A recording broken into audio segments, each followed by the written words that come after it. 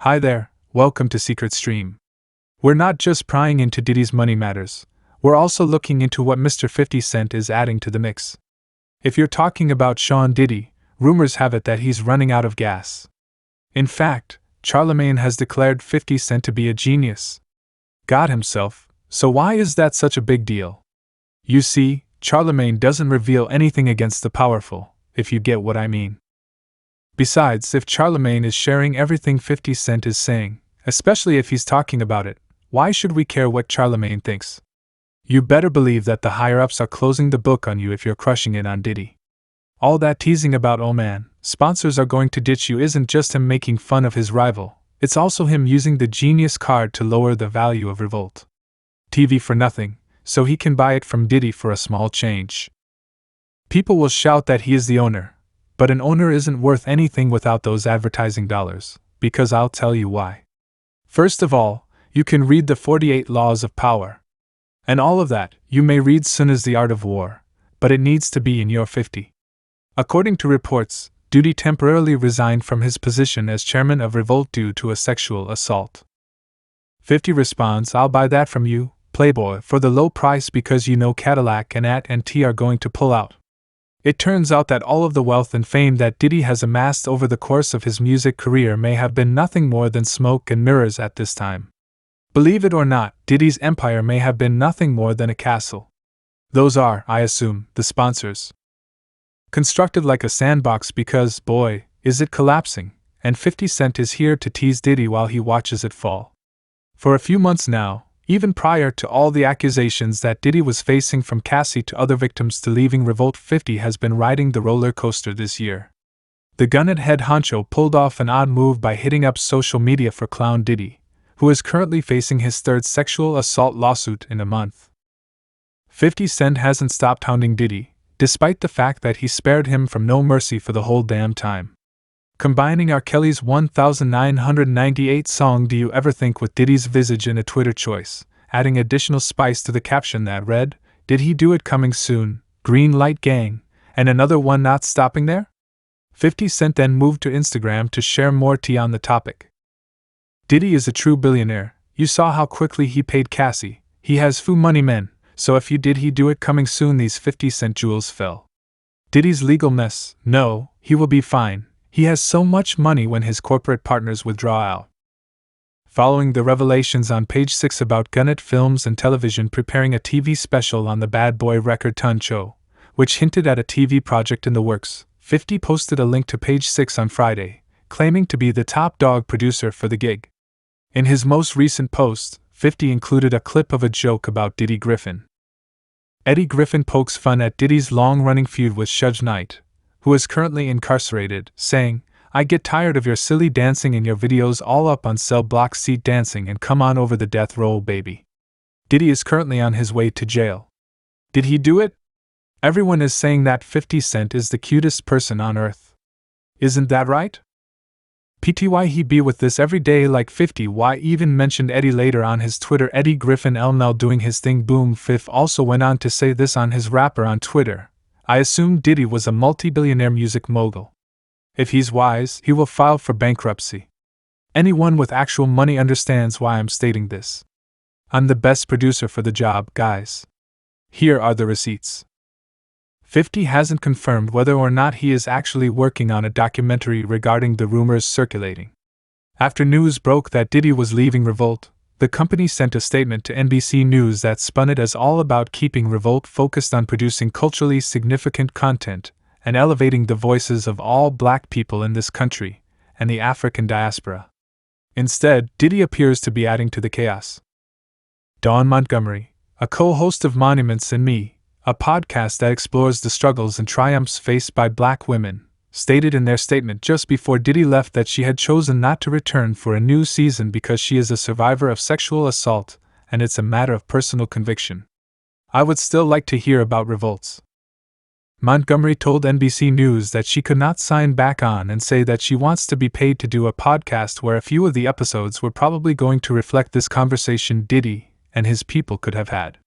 Montgomery said this because there are men in those positions who could have provided a safe space for survivors of sexual assault like myself.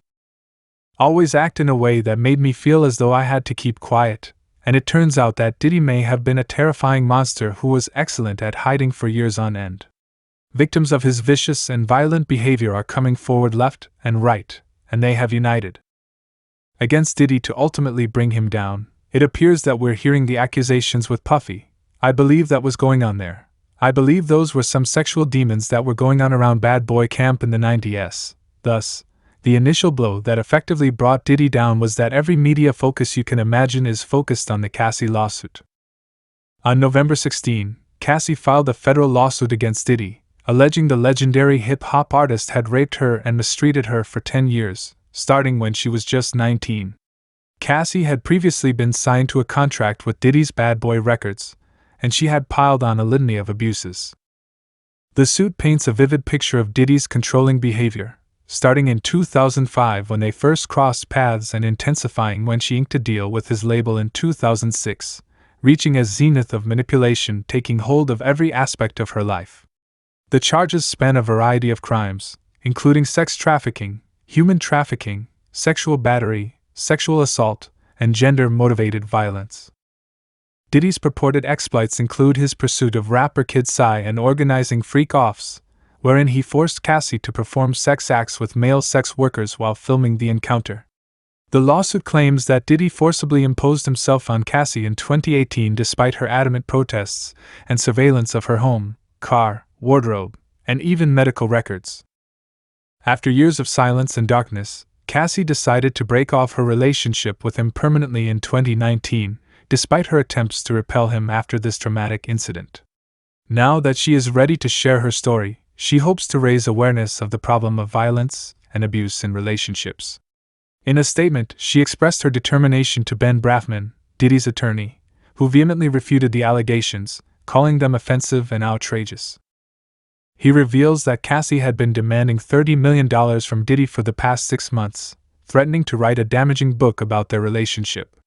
However, Cassie chose to speak up not only for herself but also for other women who face similar hardships in response to the allegations. Despite retracting her initial threat, Cassie has now turned to filing a lawsuit full of ludicrous and unfounded allegations in an attempt to damage Mr. Coles's reputation and obtain financial gain. However, Douglas Witter, Cassie's attorney, affirms that the parties had discussions prior to the lawsuit being filed, revealing that Diddy offered Cassie a sizable sum of money in an attempt to quiet her and stop the lawsuit, but she turned him down. As a result, this lawsuit is added to the growing number of civil suits for sexual assault against well-known people, underscoring the urgent need to address and combat such horrible acts. The parties involved chose not to disclose the terms of the settlement. Happened just one day after Cassie filed the lawsuit. Diddy said on November 18 that they've decided to settle out of court, sending best wishes to Cassie and her family. By doing this, Diddy avoided the possibility that new, damaging information would surface during legal discovery. On November 20, Diddy's attorney, Ben Brafman, wanted to clarify this.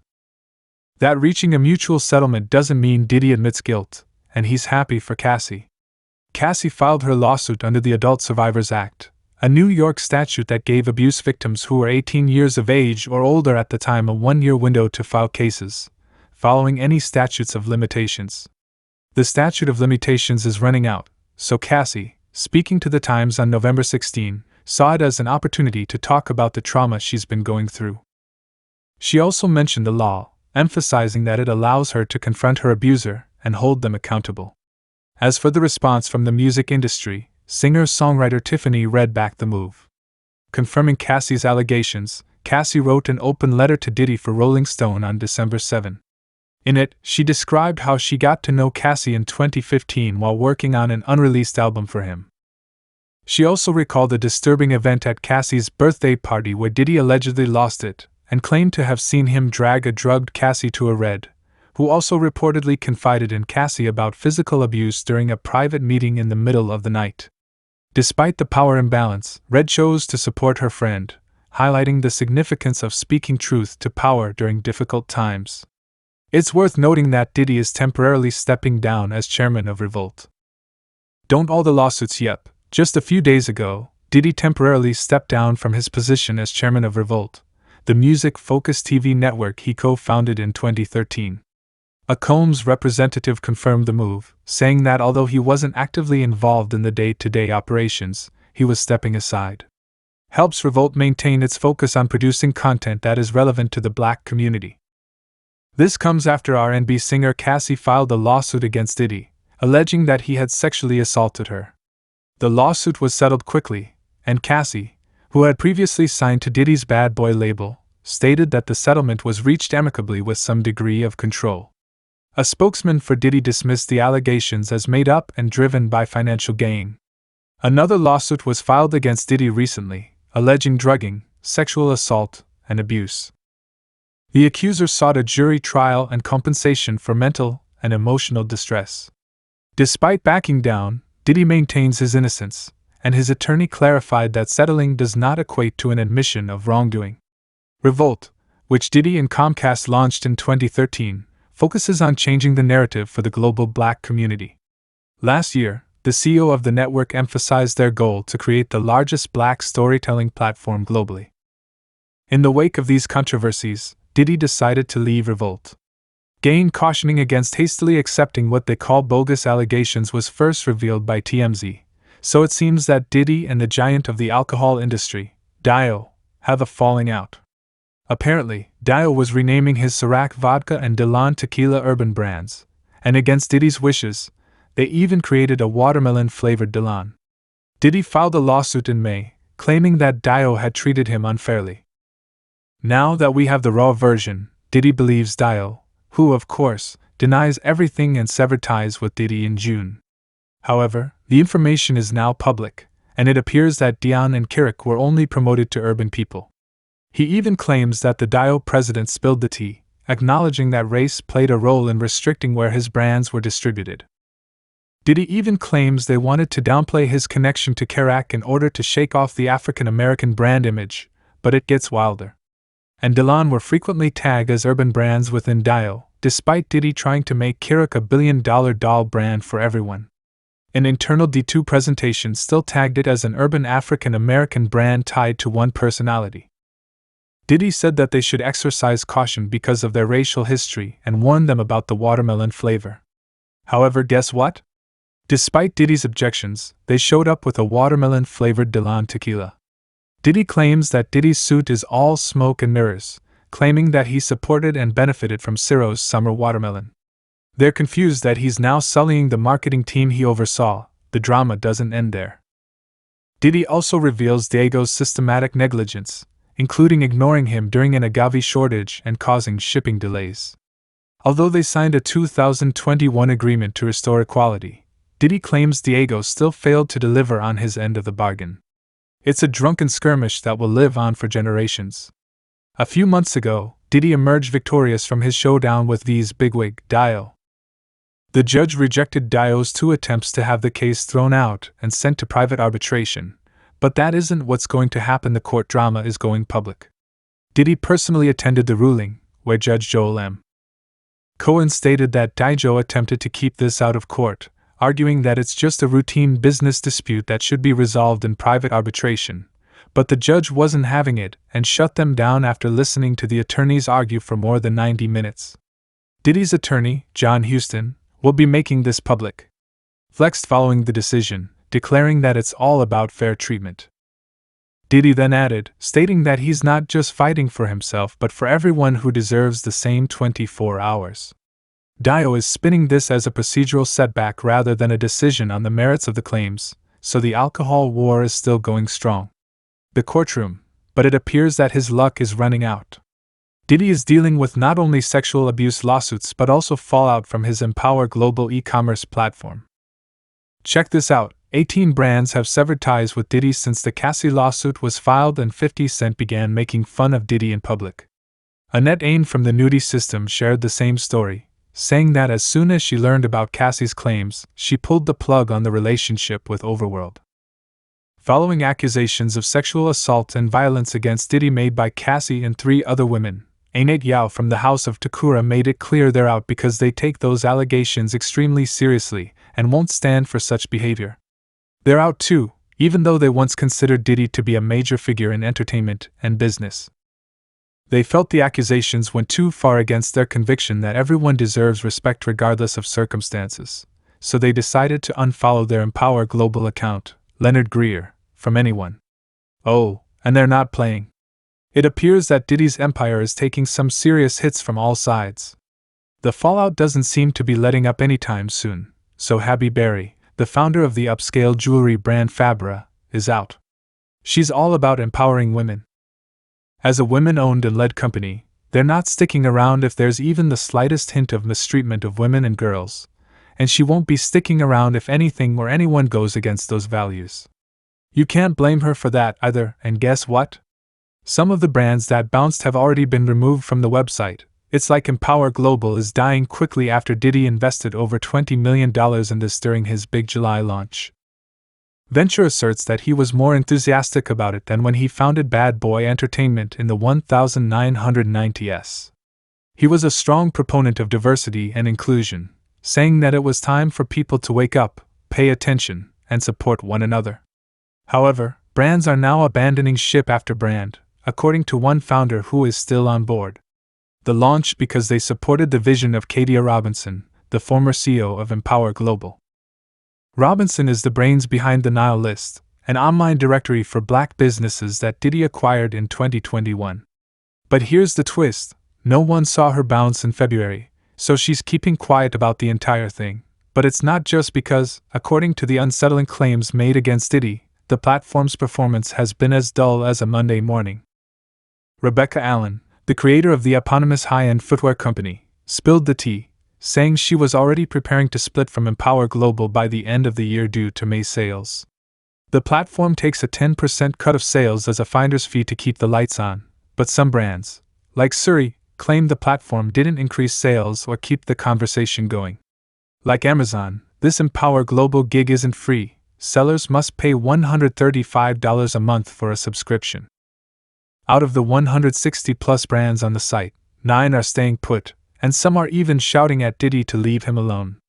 Baby Donna, the sunscreen makers, didn't see much action either, so they're saying peace out along with the rest. But hold on, not everyone is bailing out. April Shuna and Kiki Lasha from Anu Crown Luxury Brims say they're monitoring the situation and may change their minds if more information becomes available. However, the most shocking thing is that, despite their initial desire to fire Empower Global because of the accusations and poor sales, Shuna and Lasha have decided to wait and see what the court rules. Was persuaded by a representative who waived the 3-month subscription fee. Emails revealed that Cassie is the one who initiated this whole situation, but she is not alone. Fans and supporters are pushing her forward everywhere. Tiffany Red, a close friend, supported Cassie in an open letter, and 2 more women joined. Following the party, a week later, a second Jane Doe filed a lawsuit, this time alleging a 2003 gang rape at Diddy's recording studio when she was just 17 years old. However, Diddy is playing defense big time, denying everything and saying it's all part of a plot to smear his name. He even reached a settlement with Cassie, but he maintains that it's not an admission of guilt. Moreover, Empower Global is not the only company feeling the heat. The liquor giant is attempting to prevent Diddy from using marketing funds for new Delon advertisements, calling it a brand disaster, so these smaller brands may not be comfortable working with Empower Global. Giants like Dio, but they're saying, hold up, brand management is crucial for us too. One of these companies, Stephen Gao, the brains behind the luxury fashion label bearing Diddy's name, is letting go of Empower Global, but he's not just walking away, he's trying to get some money back. Diddy, he's not just walking away, rather, he's knocking on Diddy's door, demanding a complete reimbursement for all the money they paid to be a part of the club.